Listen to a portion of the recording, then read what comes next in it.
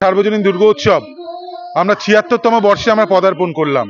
প্রত্যেক বছর নতুন ভাবনা নিয়ে নতুন কিছু সমাজের কাছে তুলে ধরার জন্য আমাদের থিম তৈরি হয়।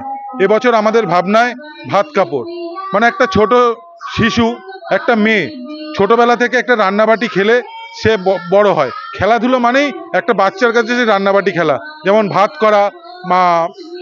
করা, কাপড় কাচা, যাবতীয় খেলনাবাটির যে সমস্ত সামগ্রিক খেলা আছে সেইগুলো নিয়ে কিন্তু একটা মেয়ে বড় হয়। তখন সে বিবাহযোগ্য হয়, সে যখন পরের ঘরে যায় তখন সেই খেলনাবাটির মতনই কিন্তু তার জীবন হয়ে দাঁড়ায়। সেই স্বামীর ঘরে গিয়ে সেই ভাত করা, কাপড় কাচা, সংসারের মাধ্যমে সেই খেলনাবাটির মতনই তার জীবন। আমরা এই সমাজে যতই বলি নারী ও পুরুষ সমান সমান, কিন্তু কোথাও না কোথাও এখনো দেখা যাচ্ছে যে নারী নির্যাতিত হচ্ছে, নারীদের প্রতি নির্যাতন হচ্ছে।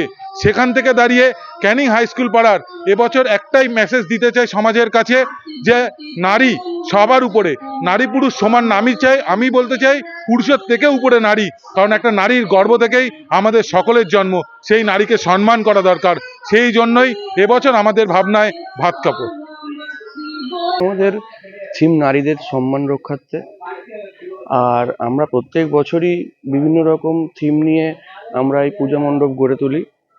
আর দর্শনার্থীদের বলবো যে আপনারা আসুন, এই থিমটা উপভোগ করুন।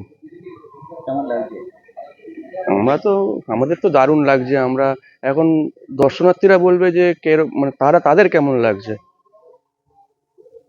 হঠাৎ চিন্তা ভাবনাটা কেন নারীদের ভাত খাবো নিয়ে? মানে